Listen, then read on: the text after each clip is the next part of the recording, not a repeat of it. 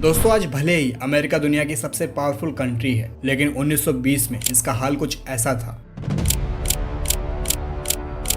ये तस्वीर है द ग्रेट डिप्रेशन की, जिसने न सिर्फ अमेरिका बल्कि पूरी दुनिया के आधे से ज्यादा देश 100 साल पीछे चले गए थे। अमेरिका में तो हालात इतने खराब हो गए थे कि लोग एक वक्त का खाना भी नहीं खा पा रहे थे। सभी सरकारी कर्मचारियों को नौकरी से निकाल दिया गया था और सभी बैंकों पर ताला डाल दिया गया था। तो आखिर दुनिया की सबसे बड़ी महामंदी शुरू कैसे हुई, जिससे अमेरिका जैसे ताकतवर देश की हालत इतनी खराब हो गई थी? आइए समझते हैं। In the 1920s, the great American word was prosperity.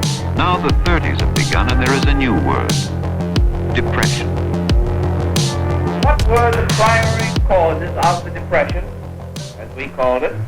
दोस्तों ये वो दौर था जब आधे से ज्यादा दुनिया पर यूरोप का राज हुआ करता था और अमेरिका लीडिंग इंडस्ट्रियल पावर बनकर उभर रहा था। सब कुछ सही चल रहा था, लेकिन 28 जुलाई साल 1914 को ऑस्ट्रो हंगेरियन देश के राजा की बोस्निया में हत्या कर दी गई, जिसका इल्जाम सर्बिया पर लगा और उस पर हमला कर दिया गया। क्योंकि सर्बिया ऑस्ट्रिया से छोटा था, इस वजह से उन्होंने रशिया से मदद मांगी, जिसके बाद देखते ही देखते सभी यूरोपियन देश दो अलग अलग ग्रुप्स में बट गए और पहले विश्व युद्ध की शुरुआत हुई। दोस्तों आपको इसे डिटेल में जानना है तो इस वाली वीडियो को जरूर देखें, इसका लिंक आपको डिस्क्रिप्शन में मिल जाएगा। खैर पूरा यूरोप युद्ध लड़ रहा था, जिस वजह से सभी जरूरी सामान का प्रोडक्शन रुक गया और उनकी इकोनॉमी गिरने लगी। युद्ध को जारी रखने के लिए सभी जरूरी सामान जैसे खाना और हथियार जो वो खुद नहीं बना पा रहा था, जिसका फायदा उठाते हुए अमेरिका ने खाना और हथियार अपने देश में बड़ी संख्या में बनाना शुरू किया। हर दिन अमेरिका में नई नई फैक्ट्रीज ओपन होने लगी। अमेरिकन लोगों के पास अच्छा खासा रोजगार आने लगा और देश की इकोनॉमी बढ़ने लगी। पूरे अमेरिका का एक्सपोर्ट जो 1913 में 2.4 बिलियन डॉलर्स का था, वो मात्र 5 सालों में 2 गुना हो चुका था। तभी अमेरिकन गवर्नमेंट और बड़े इंडस्ट्रियल लोग समझ चुके थे कि जंग प्रॉफिटेबल बिजनेस है, इसलिए उन्होंने बहुत अलग अलग आधुनिक हथियारों को बनाना जारी रखा। पर जब 1918 में युद्ध खत्म हुआ तो पूरा यूरोप तबाह हो चुका था, लेकिन अमेरिका तब तक अच्छा मुनाफा कमा चुका था, इसलिए उसने कई देशों को लोन भी दिया, जिसके बदले उसने उस देश के गोल्ड रिजर्व अपने पास रख लिए। अब अमेरिका के पास अच्छा रोजगार था और प्रॉफिट को देखते हुए लोग बैंकों से लोन लेकर एक के बाद एक फैक्ट्रीज ओपन कर रहे थे। इसी दौर में अमेरिका में कार्स, सड़कें और स्ट्रीट मार्केट्स ओपन हुए। अमेरिका बहुत तेजी से आगे बढ़ रहा था, इसलिए इसे 1920 का मॉडर्न एरा कहा गया। क्योंकि लोगों के पॉकेट में पैसा था तो वो नई नई चीजें खरीद रहे थे, जिससे मार्केट में उन चीजों की मांग बढ़ने लगी। ऐसे में जब कंपनीज बढ़ने लगी तो उनके शेयर्स भी बढ़ने लगे। लोग अपना पैसा शेयर मार्केट में भी लगाने लगे। महिलाओं के वोट से लेकर अमेरिका में लोग कार्स, टेलीफोन, फिल्म, रेडियो और इलेक्ट्रिक प्रोडक्ट्स का इस्तेमाल करने लगे। इन प्रोडक्ट्स की डिमांड को पूरा करने के लिए नए बैंक बिना किसी गारंटी के लोगों को हाई इंटरेस्ट लोन पर पैसा बांट रहे थे। इस वजह से और नए बैंक्स ओपन होते गए। 1929 आते आते अमेरिका में 17,583 स्टेट बैंक और 8,150 नेशनल बैंक ओपन हो चुके थे। दोस्तों EMI सिस्टम जो आज हम पे करते हैं, ये इसी दौर की देन है। 1923 में अमेरिका का स्टॉक मार्केट बहुत तेजी से ऊपर जा रहा था। हर साल शेयर होल्डर्स को 2 गुना मुनाफा हो रहा था, इसलिए आम लोग भी बैंकों से लोन लेकर इसमें पैसा इन्वेस्ट करने लगे। लेकिन 24 अक्टूबर 1929 को कंपनी के ओवर प्रोडक्शन की वजह से एक ही दिन में मार्केट से 5 अरब डॉलर गायब हो गए, क्योंकि बाजार में चीजें बहुत ज्यादा थी लेकिन खरीदार बहुत कम। इन सब का सीधा असर इन प्रोडक्शन कंपनीज के स्टॉक पर पड़ा। सभी कंपनीज लॉस में जाने लगी। अगले दिन भी मार्केट में शेयर्स तेजी से नीचे गिर रहे थे। 29 अक्टूबर 1929 को फिर एक बार 14 अरब डॉलर का नुकसान हो गया। पूरे मार्केट से 1,63,88,700 स्टॉक्स एक दिन में सेल किए गए, जिसके बाद पूरे अमेरिका में महामंदी की शुरुआत हुई, जिसे द ग्रेट डिप्रेशन के नाम से जाना जाता है। पर दोस्तों सभी यही सोच रहे थे कि स्टॉक मार्केट की अंधाधुंध दौड़ में मंदी के चलते अमेरिका बर्बाद होता गया, लेकिन इसका रीजन कुछ और ही था। 8 मार्च 1929 को पॉल वॉलबर्ग, जो पहले विश्व युद्ध में अमेरिका की सेंट्रल बैंक फेडरल रिजर्व के चेयरमैन थे, उन्होंने प्रेसिडेंट को पहले ही बताया था कि अमेरिकी शेयर मार्केट अब एक सट्टा बाजार बन चुका है। ऐसा इसलिए है क्योंकि स्टॉक ब्रोकर्स बिना किसी रूल और रेगुलेशन के किसी एक शेयर में ज्यादा पैसा लगाकर उसकी कीमत बढ़ा देते हैं, जिससे आम लोग प्रॉफिटेबल शेयर समझकर अंधों की तरह उसमें पैसा इन्वेस्ट करते हैं। अब क्योंकि शेयर के स्टॉक का सबसे बड़ा हिस्सा ब्रोकर्स का पहले ही होता है, तो हाई प्राइस स्टॉक को ब्रोकर सेल कर देते हैं, जिससे उन शेयर्स की कीमत एकदम से नीचे गिरती है। दोस्तों इसे डिटेल में समझने के लिए आप इस वाली वीडियो को जरूर देखें। खैर पॉल की इस बात का अमेरिकन प्रेसिडेंट पर कोई असर नहीं पड़ा, पर फेडरल रिजर्व ने इस पर ध्यान दिया और इसे जब उन्होंने कहा तो लोग इतने डर गए कि अपने शेयर्स को बिना किसी सोच समझ के बेचने लगे, जिससे शेयर मार्केट गिरने लगा। तभी अमेरिकन नेशनल बैंक ने एक साथ $25 मिलियन शेयर मार्केट में इन्वेस्ट कर दिए, जिससे मार्केट फिर से ऊपर जाने लगा। और लोग फिर से शेयर मार्केट में पैसा लगाने लगे। अमेरिकन आम लोग और सरकार दोनों अभी तक नहीं समझ पाए थे कि ये सब खेल बैंक और स्टॉक ब्रोकर्स मिलकर खेल रहे हैं। जून 1929 आते आते सभी लोगों की कमाई रुक चुकी थी, लेकिन बैंक्स ने उनकी मॉर्गेज प्रॉपर्टी को हथियाने के लिए लोन इंटरेस्ट को 4% से 6% कर दिया। इस वजह से बैंक से लोग नए लोन भी नहीं ले रहे थे। लोगों के जेब में पैसा नहीं था, तो मार्केट में भी धीरे धीरे सन्नाटा छा रहा था। 22 अक्टूबर 1929 को शेयर मार्केट में पहली गिरावट देखी गई और 2 दिन बाद मार्केट फिर से 11% नीचे चला गया। सभी लोग इस गिरावट की वजह से लगातार अपने स्टॉक्स बेच रहे थे। इसे संभालने के लिए सरकार ने बड़ी कंपनीज और बैंकों से शेयर मार्केट में इन्वेस्ट कराया। नवंबर 1929 तक जब लोगों की इनकम कम होने लगी तो बैंक्स और स्टॉक ब्रोकर्स को भी अपने पैसे की फिक्र होने लगी कि लोग अब उनका लोन कैसे चुकाएंगे। दोस्तों, अमेरिका में एक मनी साइकिल चल रही थी। बैंक और स्टॉक ब्रोकर्स मिलकर स्टॉक से एक्स्ट्रा प्रॉफिट कमा रहे थे और उस पैसे को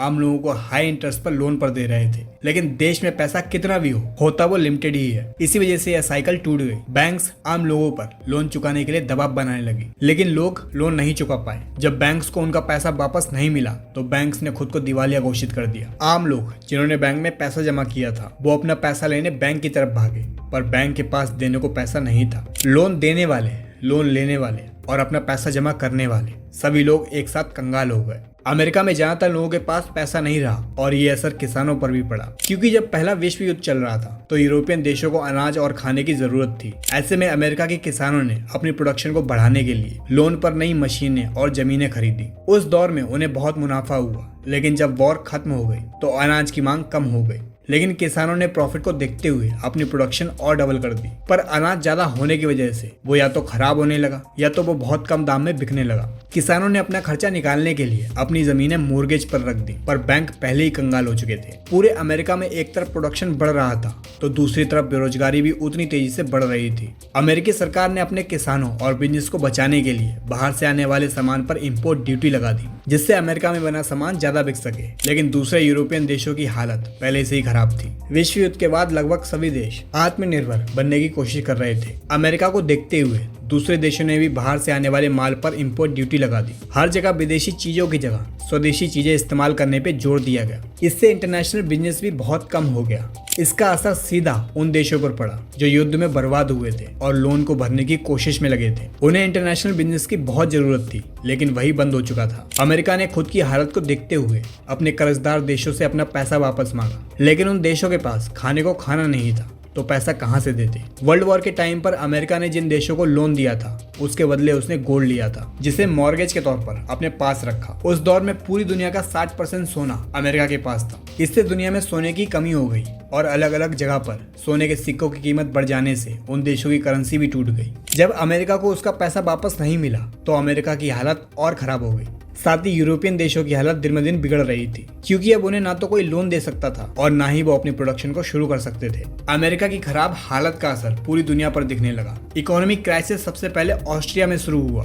11 मई 1931 को लोगों को पता चला कि ऑस्ट्रिया का सबसे बड़ा प्राइवेट बैंक करप्ट होने वाला है। इससे पूरा यूरोप डर गया और वो ये मानने लगे कि लोन की रकम अब इन देशों से वापस नहीं आ सकती। इसका सबसे ज्यादा असर जर्मनी पर पड़ा, क्योंकि वहां पहले ही बैंक बहुत खराब हालात में थे, जिससे जर्मन के फॉरेन कैपिटलिस्ट ने जर्मन बैंक से 5 करोड़ पाउंड्स का अपना जमा लोन वापस ले लिया। इसका असर जर्मन बिजनेसमैन पर भी पड़ा और वो भी अपने देश के सबसे बड़े फाइनेंशियल इंस्टीट्यूशन डैम्स्टियर और नेशनल बैंक डैम्स्टेक्स से किसी न किसी तरह अपना पैसा निकालते रहे। हालात को देखते हुए सरकार ने बैंक को ही बंद कर दिया।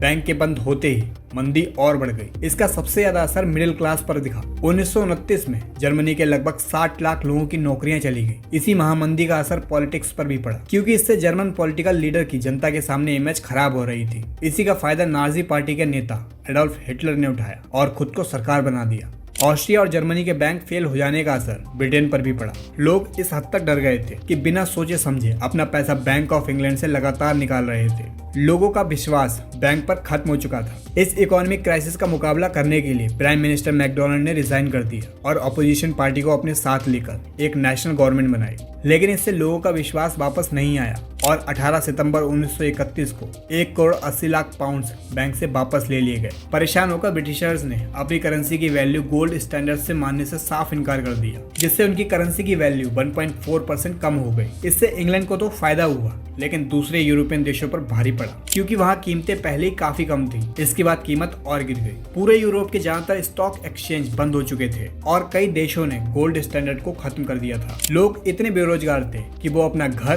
कार और यहाँ तक कि बच्चे तक बेच रहे थे। इसी वक्त यानी 1931 में अमेरिका के बहुत से स्टेट्स में कई बार रेत के बड़े तूफान आए, जिससे खेती लायक जमीन पर रेत इकट्ठी हो गई और खेती भी बंद हो गई। साल 1934 तक अमेरिका में 25% बेरोजगारी हो चुकी थी। यह महामंदी का असर 10 सालों तक रहा, जिसके कारण पूरी दुनिया में गरीबी और भुखमरी फैल गई। सभी देश इससे उभरने की कोशिश कर रहे थे, लेकिन सबसे खराब हालत अमेरिका की थी। मंदी से परेशान लोगों ने सरकार के खिलाफ प्रोटेस्ट किए, जिससे 1933 में अमेरिका के नए प्रेसिडेंट फ्रैंकलिन डी रोजवेल्ट बने। रोजवेल्ट ने प्रेसिडेंट बनते ही अमेरिका को उभारने का काम शुरू किया, जिसे न्यू डील प्रोग्राम कहा गया। इस प्रोग्राम में उन्होंने बैंक, मार्केट और शेयर मार्केट के लिए अलग रूल्स और रेगुलेशन बनाए, जिससे उन्होंने आम लोगों को भरोसा दिलाया कि आप मार्केट में बिना डरे पैसा लगा सकते हैं। और ऐसा ही हुआ। जिनके पास पैसे थे उन्होंने बैंक्स और शेयर मार्केट में पैसा लगाना शुरू किया, जिससे मार्केट फिर से ऊपर उठने लगा। प्रेसिडेंट ने सूखे से बचने के लिए जगह जगह पेड़ लगाने का अभियान भी शुरू किया, जिसमें कई लोगों को रोजगार मिला। अब बैंक शेयर मार्केट में पैसा इन्वेस्ट करने के लिए स्टॉक ब्रोकर्स को पैसा नहीं दे सकते थे और दूसरे लोन भी परफेक्ट डॉक्यूमेंट और फाइनेंशियल कंडीशन को देखकर ही देते थे, जिससे किसी भी नुकसान से खतरा कम रहता था। 1937 तक अमेरिका की बेरोजगारी में सुधार हुआ, पर कुछ दिनों बाद ही यूरोप में दूसरा विश्व युद्ध शुरू हो गया और दोबारा अमेरिका को अपनी परेशानी ठीक करने का मौका मिला। उन्होंने अपने बंद पड़े कारखाने और फैक्ट्रीज को फिर से चालू कर दिया और नया एडवांस वेपन को बड़ी मात्रा में यूरोप में बेचा। और 1941 में अमेरिका ने भी इस युद्ध में पार्टिसिपेट किया। सेकेंड वर्ल्ड वॉर खत्म होते होते अमेरिका फिर से मजबूत हो चुका था और अमेरिका में नई इंडस्ट्रीज और एडवांस टेक्नोलॉजी का जन्म हुआ। इसके बाद अमेरिका ने कभी मुड़ के पीछे नहीं देखा और आज भी अमेरिका एक सुपर पावर कंट्री बना हुआ है। दोस्तों, द ग्रेट डिप्रेशन ने दुनिया का नुकसान ही नहीं किया, बल्कि पूरी दुनिया को बदल कर रख दिया था। अगर आपको ये वीडियो पसंद आई हो तो वीडियो को लाइक जरूर कीजिएगा और इस वाली वीडियो को भी जरूर देखिएगा। ऐसी इंटरेस्टिंग वीडियोस को देखने के लिए चैनल को सब्सक्राइब कर लें। मिलते हैं नेक्स्ट वीडियो में।